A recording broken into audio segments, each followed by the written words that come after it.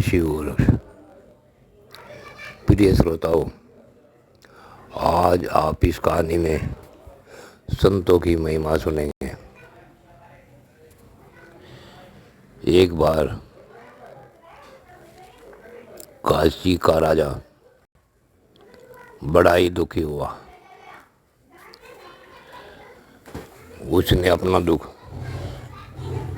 अपने एक मंत्री के सामने प्रकट किया।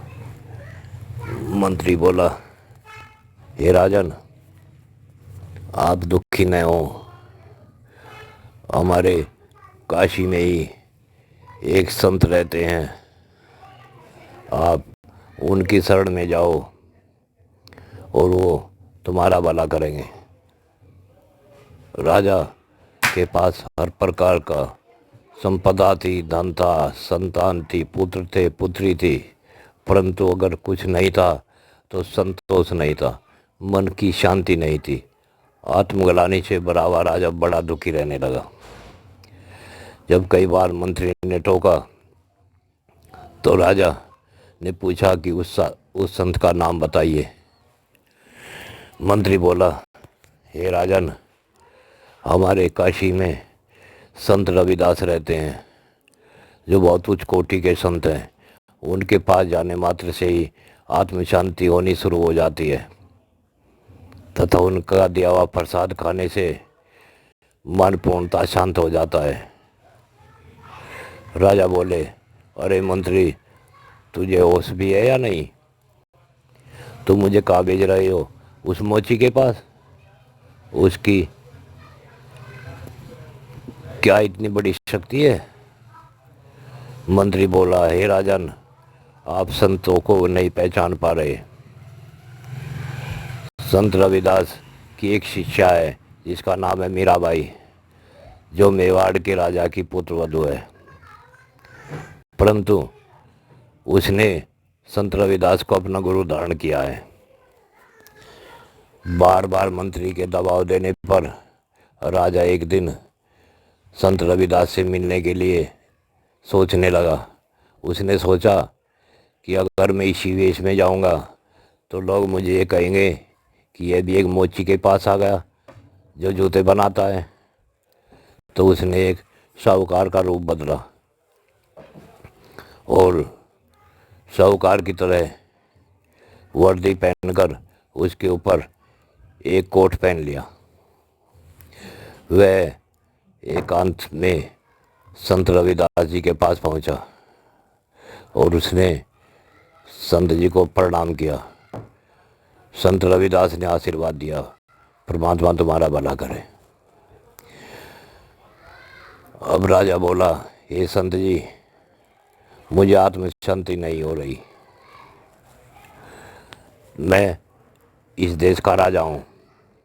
संत जी के मन में आया कि राजा होकर दूसरे के वेश में आया है, इसलिए इसका भी अहंकार नहीं गला।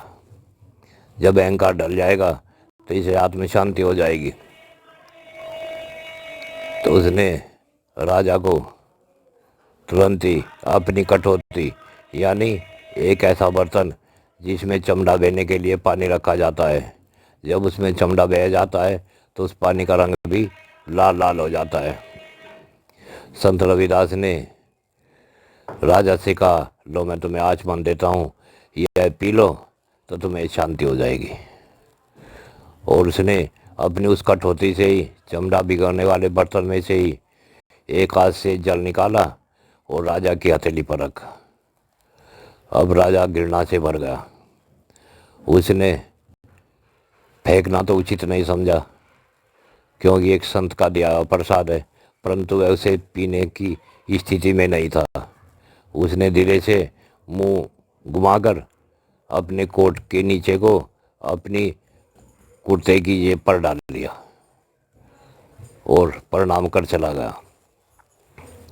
उस कुर्ते की जेब लाल हो गई चमड़े के रंग से।